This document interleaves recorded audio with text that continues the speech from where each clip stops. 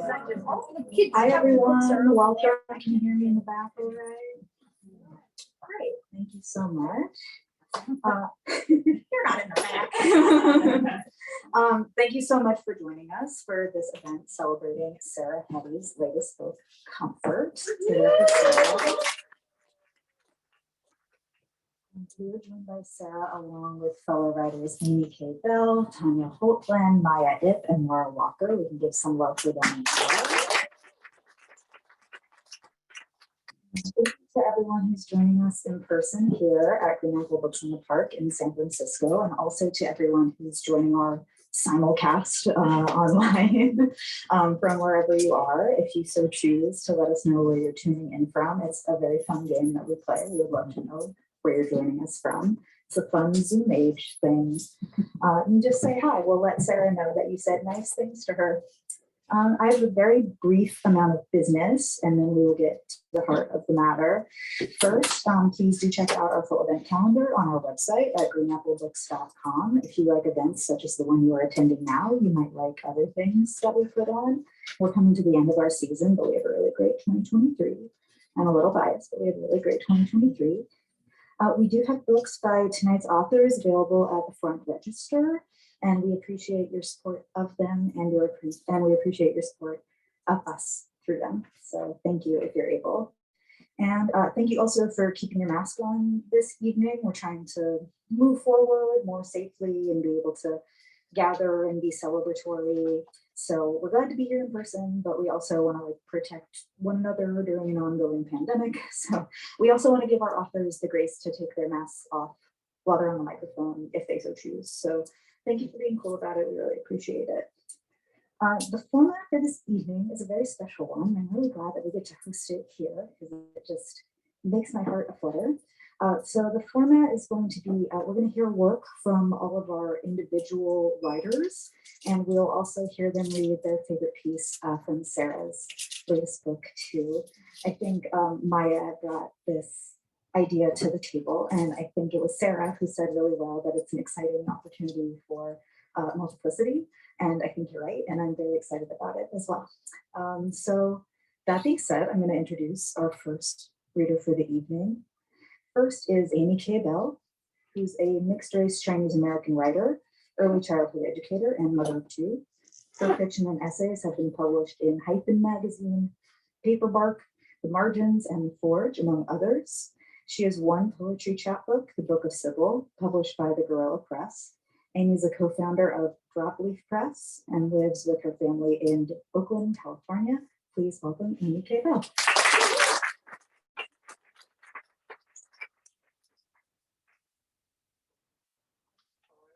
Sarah, for inviting me. I'm going to start with a short reading from my chapbook, Book of Sybil, and then I just want to kind of give a little context to this chapbook. I was in my mid-20s. I was newly married and struggling with what it meant to be a wife in a hetero relationship in a patriarchy. I got drawn into research about the Sibyls of ancient Greece and Rome. I learned that Sibyl was a title given to prophetesses, women who worked in these religious centers which traded in prophecy. The most famous Sibyl was the Cumaean Sibyl, though there were many Sibyls operating throughout the ancient world, consulting on affairs of state, serving kings, the nobility, and anyone else who came to them seeking to know the future. The name Sibyl has a long etymological lineage tying it back to the Magna Mater great mother figure, Cybele or Kubulea, who originated in Anatolia, which is present-day Turkey. But the cult spread into ancient Greece and later to Rome. The Sibyl served the authorities as a mouthpiece, with prophecy justifying present actions, but she also held an ideological status as a divine speaker, someone whose truth was considered unassailable even by kings. She was also a noisemaker, and that meaning had to be derived from her torrent of words. So her authority was repeatedly co-opted for political gain in history. There is a real book of Sybil, a set of 9 books, which is referred to by the historian Lactantius, but we have no remaining primary source for that work. There's another book known as the Sibylline Oracles, which was written centuries after the time of the Sibyls, but was passed off through the Middle Ages as an ancient document. And this book was written as a series of prophecies predicting the rise of Christianity and connected to the old cult of the Great Mother with the new, connecting the old cult of the Great Mother with the new Christian framework of mother and son. So this chapbook is sort of an attempt to form meaning from all of this noise, all these conflicting origins and texts, which have gender and power at their core. And I'll just read a couple of the poems. The Sibyl, spoken through, commands interpretation, being neither like a man who states, nor a dog who barks, but a mouth in between, joined with the harsh noise of the senses, fodder all. Eager, devout, devoid of spout, how does one buy a nipple? Who feels fed? She smells her hands, garlic always. Truly, I have been kissed. She wanders to an evergreen and squats over its fallen needles, pushes fingertips in, pulls out. Does the Sibyl keep her own time? A diary of leaves, a sand almanac, tea at the bottom of a cup. La Sibilla writes a letter on each leaf and sniffs, waits for the wind. A, L, T, A, R. The cypress branch rustles, a kindly shh, a sway and faint snap. One leaf turns over, a caterpillar, fat and found, gnaws. The Sibyl straightens, her hands whip the air, her mouth. My Lord speaks. The tree shall be her stone altar's slow demise. The Lord arise, and woman's wail obey. In strings of salt and spit, a net will fall, say, stand serene and speak the only truth. Put honey pots and black stones in the cellar. Disturb the sacred dirt of evergreens, and turn her symbol upwards to the sun. Mother of lions, be the mother of lambs. For dark is the earth of Sibyl's daughter witch. Mm.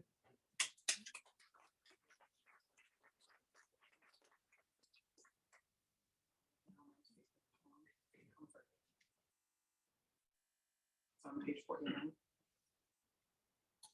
Is asking for a new oven, is writing away for one and away and away, and after months receiving something underwhelming.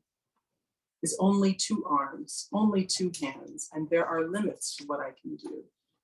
Is laying out buttons of certain sizes depending. Is rolling a lemon across the counter with the heel of her hand. Is removing stitches. Is collecting pullets dead of the croup from the yard. Is throwing glass bottles one at a time down the silo, reversed, in-ground. Is waiting for the break. Is glad for the distance. Is tortured by distance. Is asking each child to polish their own boots. Is teaching some to do one sort of task and the others another sort. Is teaching herself the latest insertion. Is going to town for calico. Is going to town for green bone. Is writing in to offer help. Is efforting every day.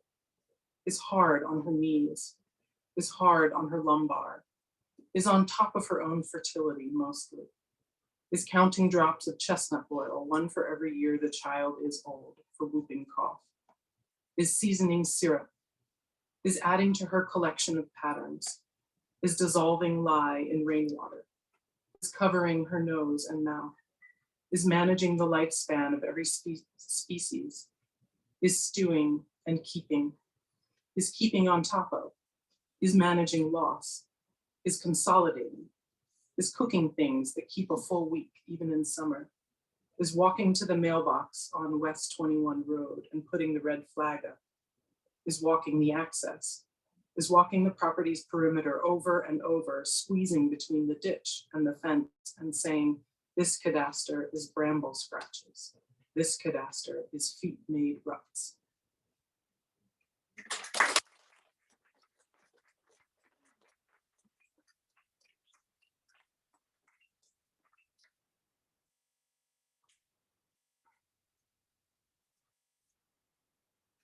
Thank you, Amy. Our next writer, I'm glad to welcome back to the Bay Area this evening. Tanya Holtland is the author of the eco-poetry collection Requisite, a finalist for the Broken River Prize, and the chapbook Inner River. Her nonfiction and lyric essays appear in Poetry Northwest, The Offing, The Rupture, Eco-Theo Review, and elsewhere. She's a graduate of San Francisco State's English and Creative Writing MA program. A Los Angeles native of Dutch Indonesian descent, she currently lives, works, and writes in Seattle. Please welcome Tanya Holtland.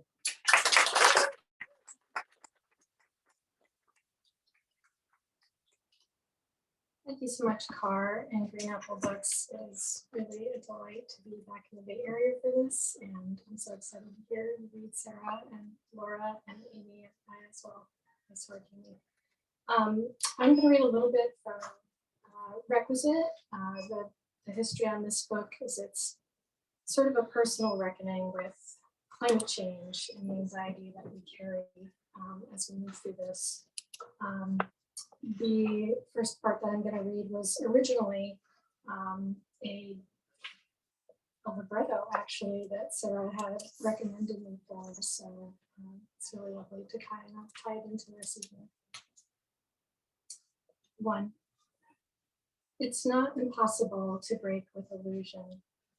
This can look like having a dream about boats, old boats, small boats, boats with wooden slats growing roots that reach down for ground and back to shore, carving black like the path of a traveling fracture.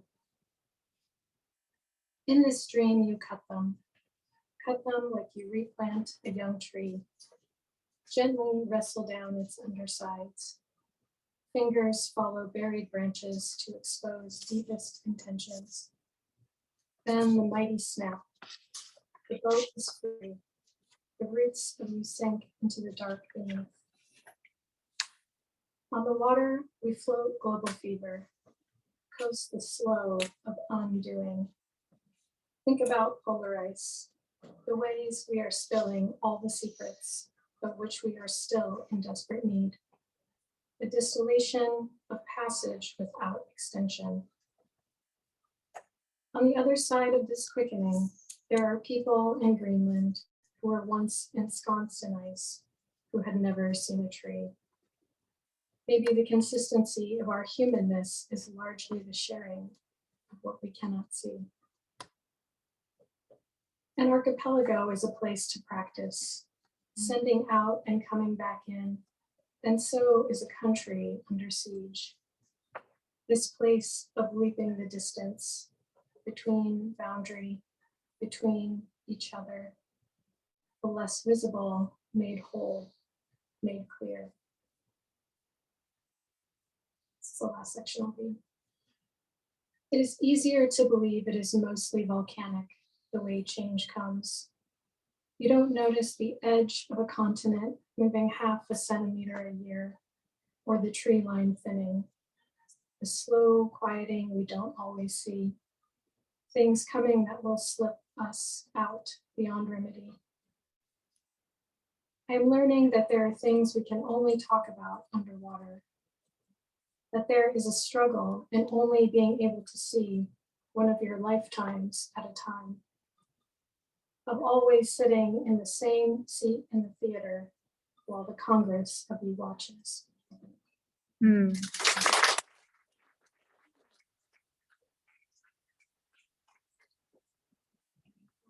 These were 3 of my favorites in comfort. Multiples of 10.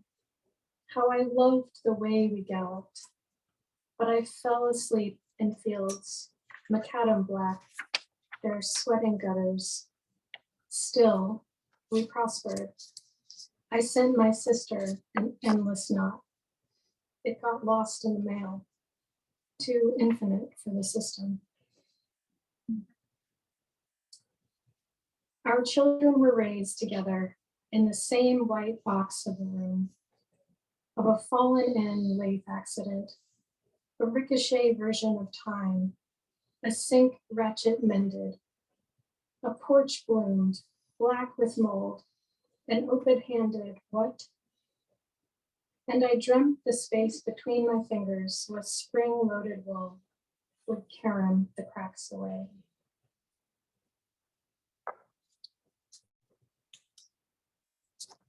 A makeshift place to hold the fire, a mysticized study of pain. Sun disappears, but the song stays. The heat stays. Severity of how you see me. The love, somehow, of a life in which we look for lost objects, in which the last lost objects belong to us.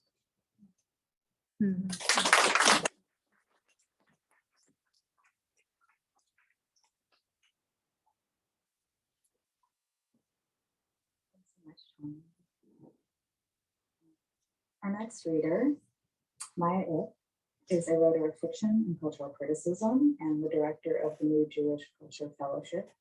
She was part of the team that relaunched the historic leftist magazine Jewish Crimes in 2018, right on, and now serves as contributing editor.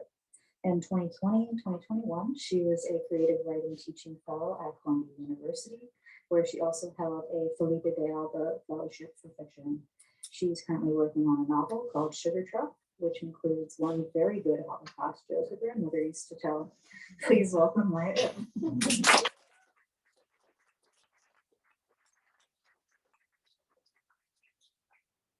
So much Jewish in that bio. Guess what? It doesn't stop. There's more Jewish content. I'm so happy to be here to celebrate this fabulous Sarah Heady and the fabulous Comfort. Yeah. So great. Yeah. Let's see what's helpful to know.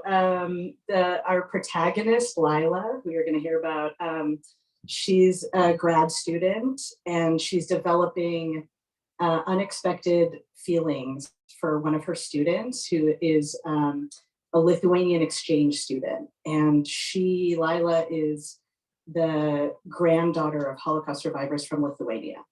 There's a little bit of a special charge there. Yeah, I think that's all you need to know for this excerpt from the book. Lila turned down the lights in the classroom. She was screening clips from Hollywood Holocaust movies that cemented the tropes she wanted her students to recognize as such, to be able to separate the real from the real. The undergrads hushed the low light and bright screen at the front of the room like a giant suction cup on their attention. As the familiar orchestral sweeps of the Schindler's List theme started, Lila walked to a desk in the last row. She noticed a sheet of paper torn from a spiral notebook on the floor. Picking it up, she saw two loopy handwritings. "She doesn't have any butt," the first line read. "I know, it's flat as a board," the other writer responded. There was a helpful illustration, too, of a curly-haired teacher with big glasses at the whiteboard, which Lila thought was actually pretty good. She wanted to laugh at the same time as a fierce blush crept up her collar. The note was a reminder that the students watched her closely, that they saw everything.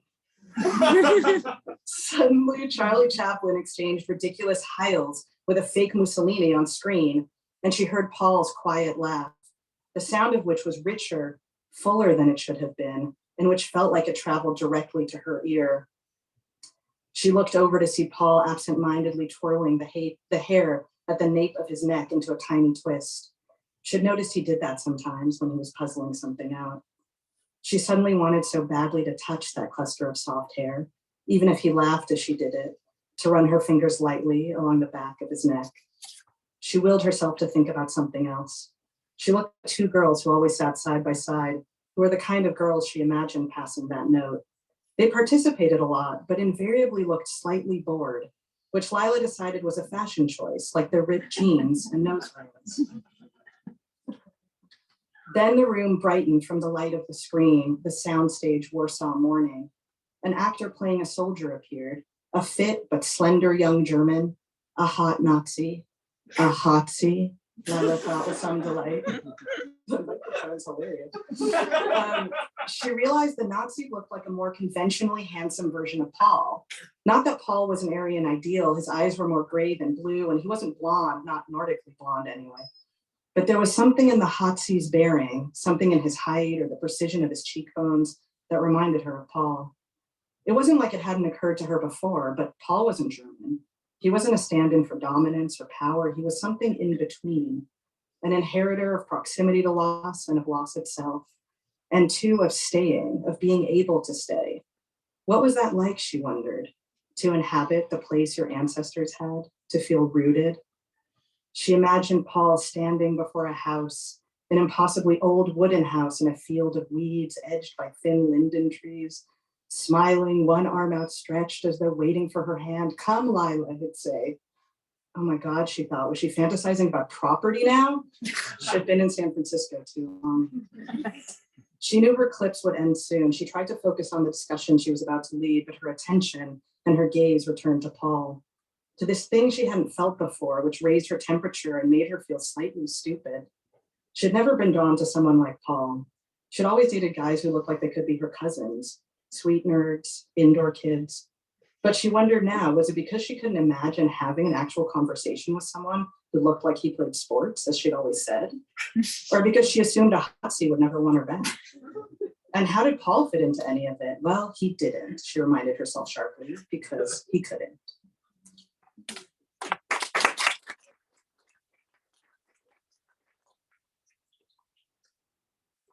Changing gears. A fabulous poem from Comfort. Page 7, for those who want to follow along.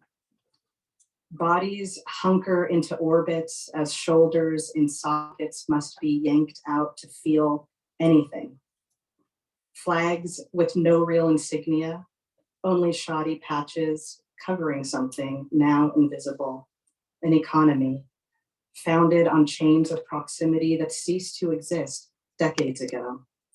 Some stand in a line, forging swords. Others circle the house, building domes, of breath about it, saying, let's start over in English, language of second chances. Land running and running until its fever finally breaks at the sea, and you running alongside long enough to cut the remainders off with faith.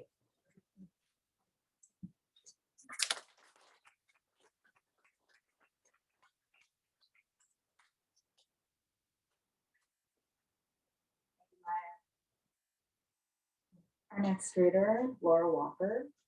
Her most recent book is Psalm Book, a channeling of the Book of Psalms, just out from Apogee Press.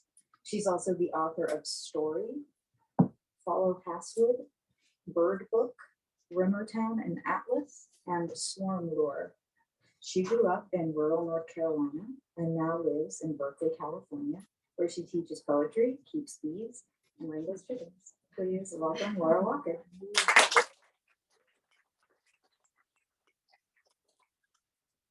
Hey there, I'm so happy to be here to celebrate with Sarah. Can you guys hear me? Okay. Okay, I'm gonna read a few minutes, just a couple minutes from Psalm Book. It just came out. Here it is, the book.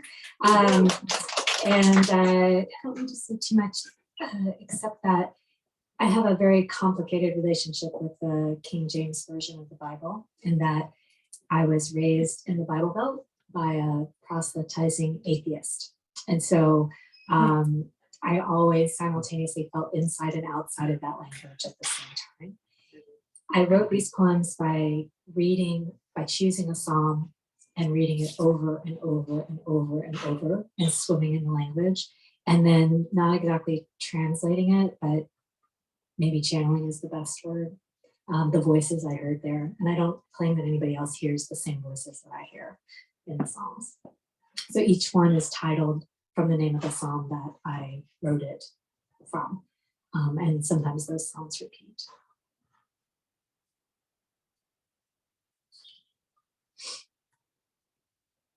Psalm 85. I remember you. Once you walked in this land and made soft thrumming sounds. Once you were outlined in paper.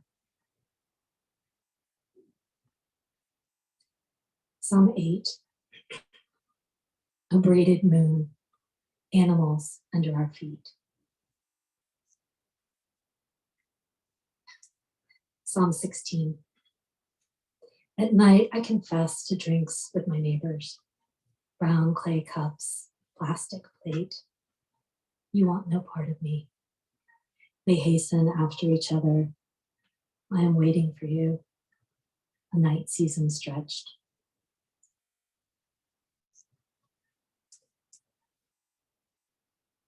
Psalm 100. This land is hum and sponge. We used to sing shaggy choirs. If what you make comes before you singing, are you more inclined to see it? Psalm 5. I see you lying in the dark, tracing another cliff, another toppled island on your bedroom wall. I will speak to you in the morning before the dew sends itself up and all things stir and rise. I will stir and rise. What you hate is what you hate. Their gaping mouths, internal room, tongues a wet porch to trample and tear. They will speak, thrust the sound from their throats.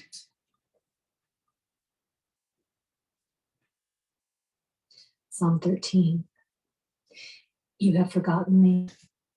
How long have you forgotten me? Face and face sifting a daily sleep. If I move, if I sing, if your face turns toward me, if I sing. Psalm 2. If I hear him in the night and pretend I don't, his rage a vain and imagined thing. Fatherhood begins its complex yearnings. What I can give you, what you, sitting lightly on the front porch steps. My father, just a little.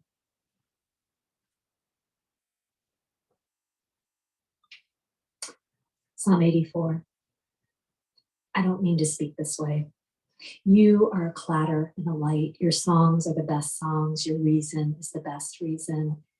Sparrows and swallows will nest in you. I would trade 1,000 days for you. I would stand in your door and look away from the tents.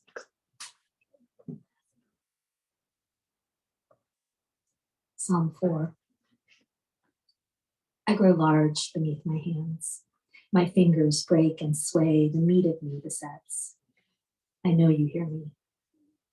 Chained to trees, we slept and didn't know it. Psalm 82.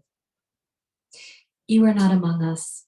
Your shoulders are rounded and high, and yet the fatherless go missing. You have misjudged. And for how long? The turn of the sea is crooked and spare. The fish fly confused on their course. I have told them they are gods. I have told them they are children, corn, small symptoms of disease. They don't understand. Make them understand. Everyone dies. It isn't that. Read us now.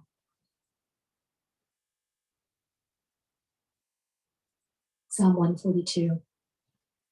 Sound poured round our heads like trouble or gravel.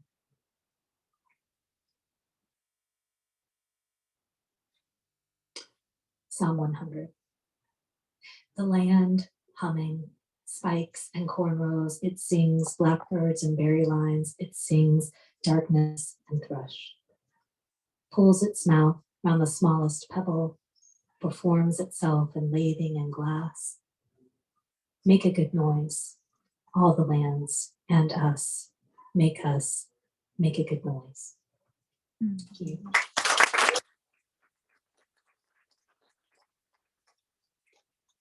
I'm so excited to be able to read from this book. It was hard to choose just a couple things. I'll read 2 things. You planted a tree in my elbow crease. Dawn was a deal between one day and the next, and I guess the deal went bad.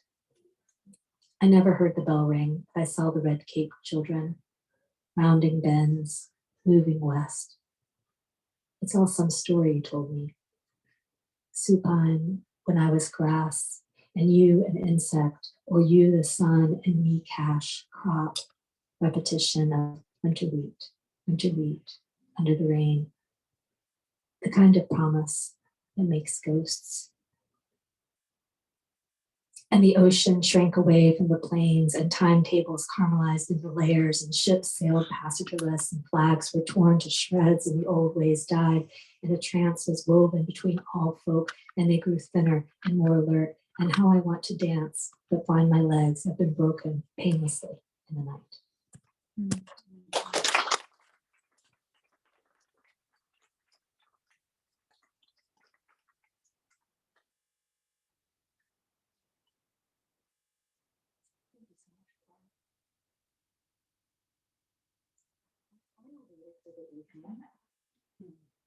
Sarah Heady is a poet and essayist interested in place, history, and the built environment. She's the author of Corduroy Road, Niagara Transnational, which won the Michael Rubin Book Award in 2013, and Tatted Insertion. She's also a librettist of Halcyon, a new opera about the death and life of a women's college, currently in development with composer Joshua Groffman and producer Vitar Opera. She is a co-editor of Dropleaf Press, a small women-run poetry collective, which is incredibly great. And her latest book, Comfort, is the reason that we are here tonight. So please welcome Sarah Heady.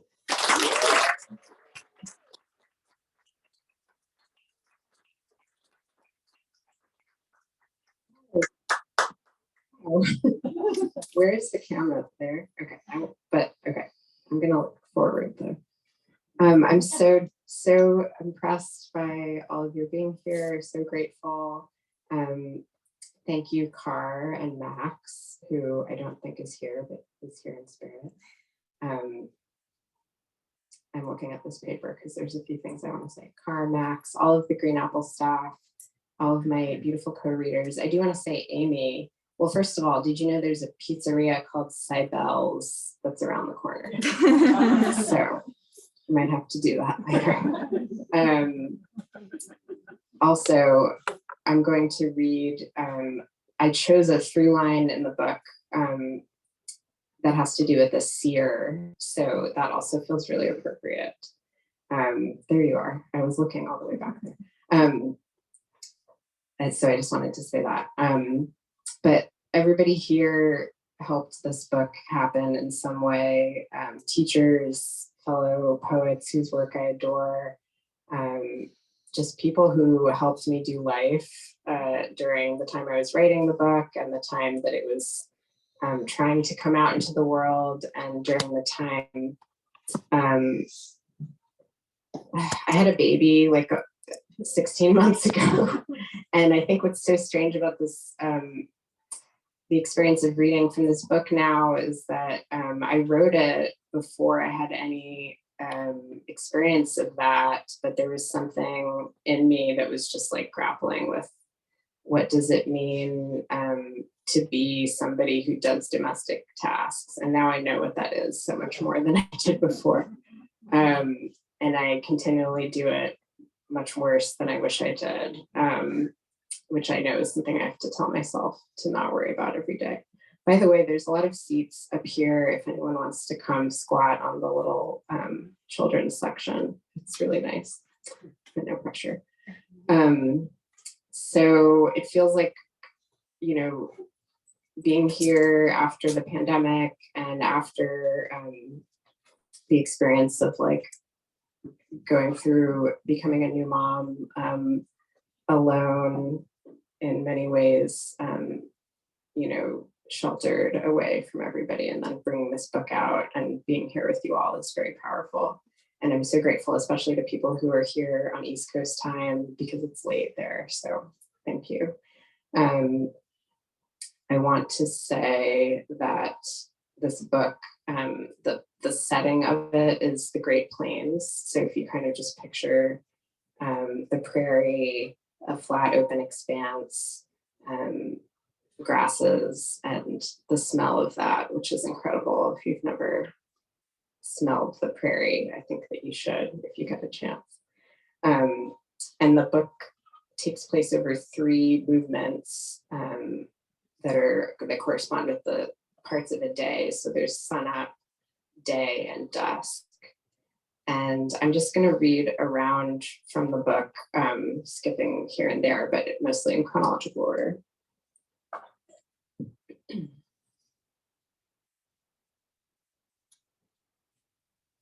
I forget what a new friend feels like, our place on the small hill. When women first came here, it might be months before they heard another woman's voice. But sunup is respitless, constant. I think that one cannot take a farm haphazard in the bottom, as he might do in some of the tablelands. I think it will not be without interest. I think it will not be difficult for a stranger to travel alone. And I think of the woman said to be a seer, her grave cordoned off on its own the far side of the cemetery, a chain around her collecting coins and candle stubs from the locally curious. And I think about the baby, little stranger, on its way to getting baptized, thrown from the buggy and buried alone by the tree line apart from the other saved souls because it never got wet. This map may be taken as accurate as far as it goes, and whoever intends to make a new home in this new country will find it of very great value. And I should say that about half the book is made from found language. So if you hear stuff that sounds like it might be, it is. And also, yeah, this idea that Maia brought of having multiple people speak the words, I'm so moved by that, because that's the whole idea of this book. So thank you all for bringing that to life. Household notes. Insects like neither salt nor alum. Hot vinegar removes paint stains from glass. Clean a gold chain with wood alcohol. A fern with drooping fronds is root bound. Boil a rusty garment in cream of tartar. Polish flat irons with paraffin paper. Cold water for pain of an inflamed eye. Peach halves filled with whipped sweet cream. Clean carpets with finely grated potato. Polish white shoes with starch and water. Save leftover fish in a fruit jar. Darn socks over a shoe tree. Remove the skins from all fruit to be eaten by children. Stay where you are. A change will be of no benefit now. This is a special request that is totally not my language, totally found language. Cure for corns. Take a well-ripened lemon, roll and squeeze, then open one end into a glass vial. Add to the juice 3 or 6 pearl buttons according to size, such as those used on cambric underwear. In a few days, it will be found the lemon juice has eaten up the buttons, so they can be mashed between thumb and finger. Shake well. A few applications will conquer the most stubborn settler.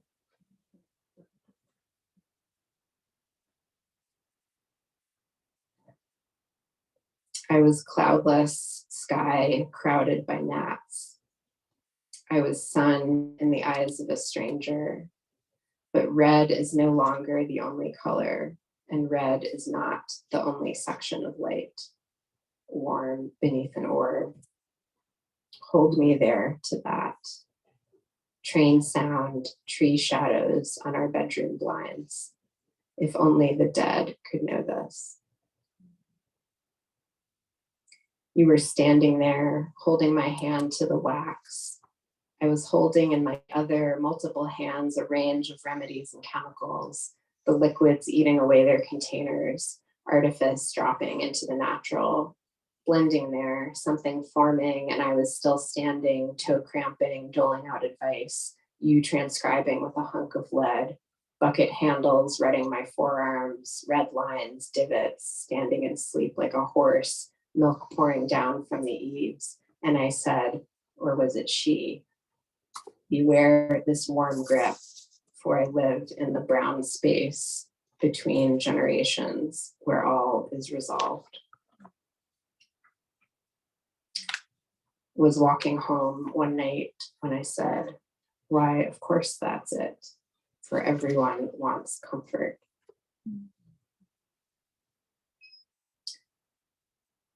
I remembered to cover up the mound today, began my ambulatory, stopped at the pile of bones I've seen so many times I don't see it anymore. And the fire opened the pine cone, the boiling water opened the mouth of the shell, the feet and hands tangled together in a victual net. The other day wandering, I saw a shape at property's edge, the seer, effigy in her pocket, baby on her hip. From all the way over there, she somehow told me, you will conquer those who would do you harm. She moved her entire body like a tongue. If you tell your snake dream, she somehow said, you will quarrel with the person to whom you told it. Is making a morning of wrong moves, is heather hung out to dry, is sleeping in the same room as the stove, is putting a wet finger to the wind, is wiping syrup from small but growing hands, is growing eyes in the back of her head, is the outer eye opening inner up with the sun, hedge fence about the black cherries, is patterned planting, is the orchard quincunx, is stopping after the second form, coming home to be married, troweling a circle of sprouts from a heart-rotted oak, is accused of killing her own.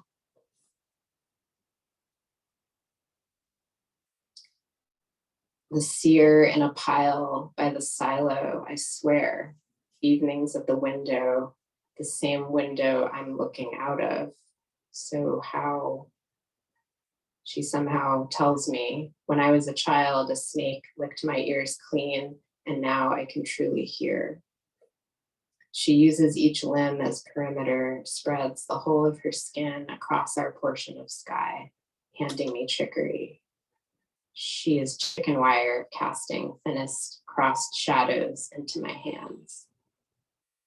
Now I'm sleeping in outbuildings, corn crib lettered with message, carry rattles around the neck, about the ankle, between the breasts, and make a circle of rope around you. Coil it like a snake.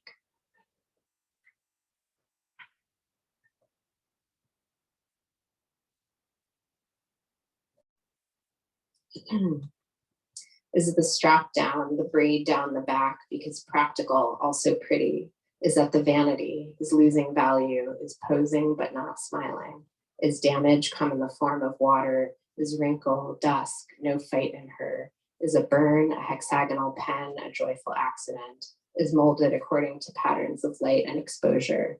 Is red seeping up from the bottom, a shaft of light, an early harvest? Is fingers coming through wool? Is never a good sign, is prints in the silt and no boots in the house, is baths in the sink, is keeping the inside clean even with all the cracks and wind, is an opened palm gesture directed at sky, is ash and breakers of grass and rope, is electric come to the county, finally, reed shadows, warblers, bee balm and chiggers, an upturned horseshoe holding good luck, is a peeling corner of tar, is rot, is something welded to itself, is blazing purely with sound.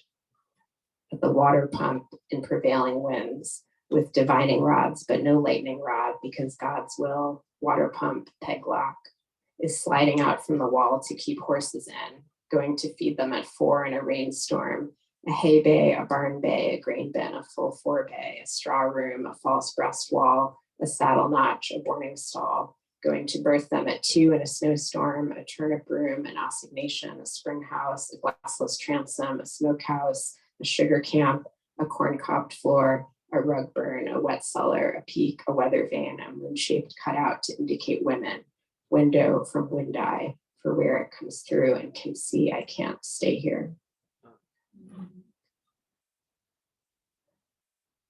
And you find an extra fold of space in the pocket of world and label it me and this. Calm eyes when you tell me about the frame around our pocket world.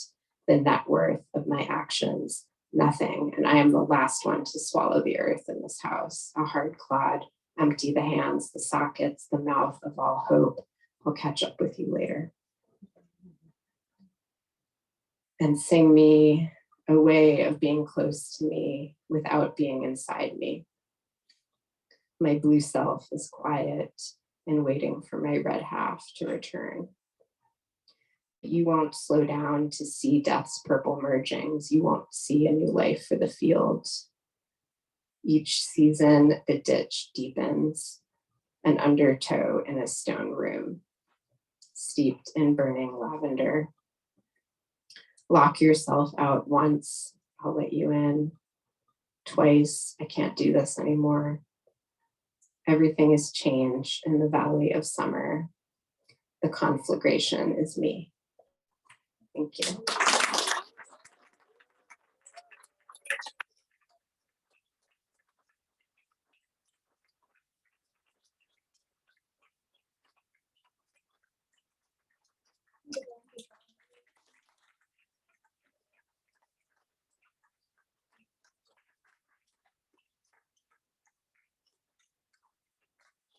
Thank you all so much, Sarah.